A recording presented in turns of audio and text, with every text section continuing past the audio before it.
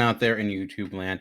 Dan here from Geekcast Radio. Today I'm going to be giving you some of my graphic thoughts in the sense of I read a bunch of graphic novels recently, and I thought I'd go through some of them, give you my thoughts and opinions on them, let you know if you should pick them up. And most of these actually just recently came out this year. So if you are looking for something new to jump into, some new series that began, or just some original graphic novels, you may enjoy some of these. So big variety here. So let's get to it. First, I want to start with this book, Manfried the Man. And as you can see, looking at the cover, it's pretty self-explanatory what this is about. It's about a situation in which it takes place in a world where cats and humans have basically switched roles, where cats rule the world and they keep humans as pets who very much act like a combination of lazy humans and cats, and showing the similarities between us.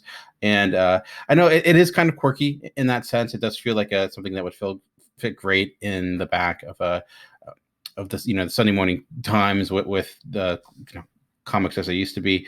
And I was a little worried that this might be a joke that would run stale rather quickly. Like how far can you really take that? And honestly, eventually you kind of just settle in, and it ends up just being a regular story, and the concept of it just seems like normal for the most part. And it's about this main cat whose pet is Manfried. That's his actual name. And he's in a situation where he is struggling. It seems to like not be able to get things in life in order. His life is somewhat of a mess. He works at a job he hates in a call center, and it seems like the only bastion of hope, the only thing he seems to like, is his human pet Manfried, and he does doodles of them and stuff like that. And everyone else in his life seems to like have gone on or is doing better things. Like he has friends that have kids, and they seem to be like caught up in all that. Other friends that are furthering their degrees and things of that nature, where he feels somewhat stuck. And it's I think a very relatable story, because I think a lot of us have been there in situations where you're trying to do everything you can to better yourself, but you just can't get out of your own way. And that happens here. And it's just like a lot of things, just like there are bad choices that are made, but also it just seems like even when you try to make the right choice, things fall apart. And there's a little bit of drama in here, but it's a pretty light read. I think the art is pretty solid. It's a very, as you can see, just the humans do not have any clothes on, because animals typically don't. But you can see it. Not a lot of words for the most part, but there is a lot of It's usually the conversations are pretty straightforward, but I think you'll know very soon, if you're not into it within the first, I'd say, 5 or 6 pages, you're not going to like it. I thought it was fun. I enjoyed it. I think, I don't know if this started as a webcomic or not. It's written by Caitlin Major and drawn by Kelly Basto, who also did things through Lumberjanes, which is a really great book. And she's also worked on a lot of other things like Adventure Time and Captured Crusaders. I'm not super familiar with either of them, but I would say I think it was a fun read. It was a good. This actually was. It took me some time to get it, because there's a lot of. It's a pretty big wait list for this. So I think there's a lot of people that are fan of this, or highly anticipating it. So I think for some people they will absolutely love this, and for some people they don't. I think if the concept sounds amazing to you, I think you're going to get exactly what you want. It's pretty straightforward in that end. And one thing I'm also trying to do is read more manga. I have not really read a lot. I do an article at the end of each year where I count down my top 100 comics of the year, and I try to be as inclusive in that as possible, talking about a variety of different books. And someone made the comment earlier regarding that I didn't really have any manga, and I'm like, yeah, I don't really read some, but to do it just to you, I'm going to try to pick some up throughout. And I picked up some last year, and that didn't make the list, and some new series started this year that I wanted to try out. And one of them was this again. This was the volume 1. Actually picked up volume 1, or sorry, this is volume 2. This is volume 1. This is volume 2, and it is manga. It is like manga is. It's written backwards and all that good stuff. So it takes some time as an American comic reader to kind of get used to that, reading it backwards, reading it right to left instead of left to right. My brain is just kind of trained to do it the other way. So it's like, no, so it takes a little, weirdly enough, takes a little bit longer to read. But I thought, so this is a situation where this is just, I think, a concept or a book that's just not working necessarily for me. The idea behind this is that you have a loner kid who is, I say kid, I guess kid, because he's graduating. It starts on his graduation day. he's finally exiting high school. And throughout high school, a lot of people didn't seem to be a big fan of him. He seemed to stay away from the majority of other kids. And because of reasons, things happen in which he actually, for some reason now, is going through high school again. And he wakes up and he finds out that, oh, wow, now I'm back at my very first day of high school, and I'm living through it like a Groundhog Day situation. But instead of it being the same day over and over again, it's now through high school, which to me, that's just that's an ultimate nightmare, having to think about going back and living through high school again. But it's not written in that way. He's trying to make different decisions. You see him trying to, like, in hindsight, thinking of what would he do in those situations. And I thought it was fine. It just, a lot of the pieces where the drama was lying weren't things that really interested me so much. I actually only read the first volume, and it wasn't really clicking with me, just because it just, again, the style and the story weren't things that really were super interesting to me. A lot of just, again, high school drama, meaning obviously being a high school book based in high school and geared towards that audience, and that just audience isn't me. But objectively, I think it is a good book, similar to Manfried. If you are a fan of manga and that idea kind of intrigues you, I think this would work. Just me personally, it wasn't, there's a lot of things that interest me more. So I'm debating about reading the second volume. I do have it here from the library. I should mention I got all these books from the library, which is amazing because, it's free. It doesn't cost anything, and you get to try things out like that. And if you don't like them, no big deal. You can just return it, and it doesn't cost you anything as long as you return things on time, which I sometimes have the trouble doing. But I do want to move on to another book, which is Am I There Yet?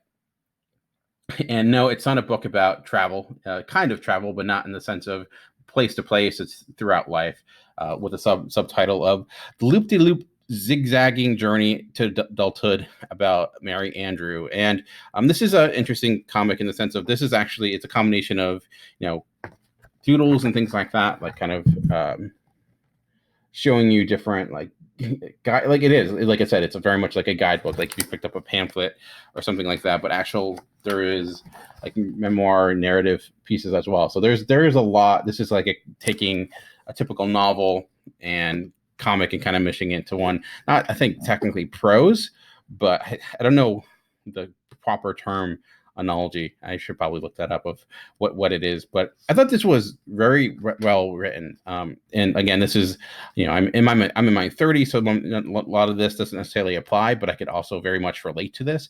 And to me, what really worked about this is Mary Andrew, who wrote and drew this, is that you can definitely tell this is coming from a very authentic place, and her heart and soul in ways is put on and put in these pages, but with a sense of humor as well.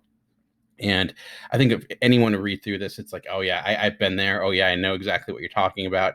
And it's kind of helpful and funny. And it's one of those situations in which where, it's saying a lot of, think of important things, but never too much focusing on its own importance. It's not like it's like a self-help guru or something like that is like trying to, like, I'm going to change your life and make everything better for you.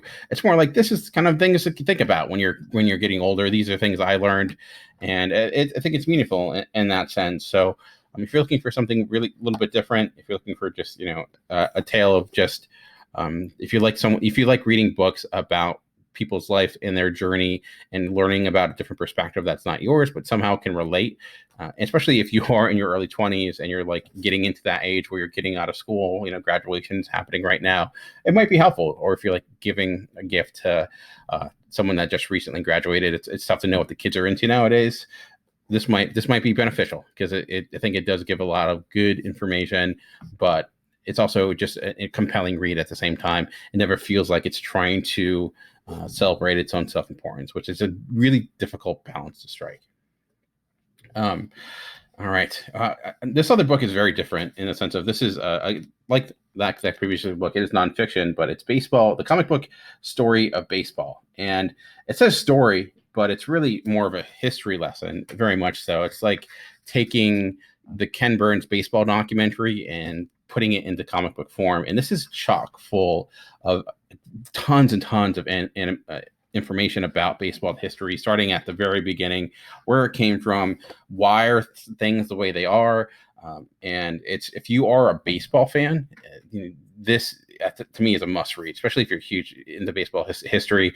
And what I found really fascinating about it too is just how it went into why baseball history is the way it is, and how a lot of things that are kind of taken as fact aren't necessarily fact, like Cooperstown, for example, how it's the birthplace of baseball for a lot of people, but is it really? It reminded me of the classic Western, The Man Who Shot Liberty Valance, the classic line in that, which is, when legend becomes fact, print the legend. And a lot of legends have become fact in the world of baseball. And because of that, a lot of things that we take as real, or at least maybe not as much as anymore, but which were taken as real. Like we say Americans pastime, like baseball is American pastime, and that was actually very much a ploy, or a plan for baseball. Like, there was a reason that they wanted to call it that, because it was beginning to look like an immigrant game at the time, in the late 1800s, early 1900s, and they were trying to make it more Americanized. So they went a lot of work went into doing such things and kind of rewriting the history of baseball, ignoring a lot of key things. But it goes throughout the entire history, even up to the 70s, and the 21st century up to today. And like the art works really well too. It's I think it fits in line in the sense of what this is doing. It's very not necessarily photorealistic, but since this is a book based in history, it I think reflects that. In a way, it's like a textbook, but a textbook that you're interested in actually reading. So if you're not a huge baseball fan, you would probably find this unreadable for the most part, unless you really enjoy history. It is dry in that sense, where it's not necessarily telling it says story, and the reason it's not necessarily, I think, a story, it is more providing you the information of it. It's a little bit dry in that sense. There are a lot of documentaries that they put a little bit more personality into things, and this doesn't necessarily do that. And I think it makes sense for what it's going for. But if you're a person that likes like something tangible to get invested in on an emotional level, this necessarily is not that. If you're just fascinated by facts and information and kind of why things are the way they are, this gives you a lot of that. It reminds me of a lot of, like, when I was growing up, we would go to those different book fairs, and you have a lot of those sports books for kids, and this is like the adult version of that, or grown-up version of that. And I could see myself. I got this from the library, but I could actually see myself buying this, because I read through this, but I haven't retained every information. But I just found it myself just picking up pages and just reading through it, and just like, oh yeah, remember that. And one of the most fascinating things I learned about reading this is I'm a Baltimore Orioles fan, and knowing that actually the current Yankees were originally the Baltimore Orioles, and but they moved to New York. There's a lot of these great. Pull to it real quick. I had it saved, but my thing fell out. Like showing you how teams became the way they are. Like this, for example. Boom, showing you like where a team started, and then where they ended up. And there's different breakdowns of different ones, but knowing that the Baltimore Orioles were gone for a long time, came back this is that page. So yeah, you see the Baltimore Orioles moved to New York, and eventually became the Yankees. So really, all those championships that New York won belong to Baltimore, in my opinion.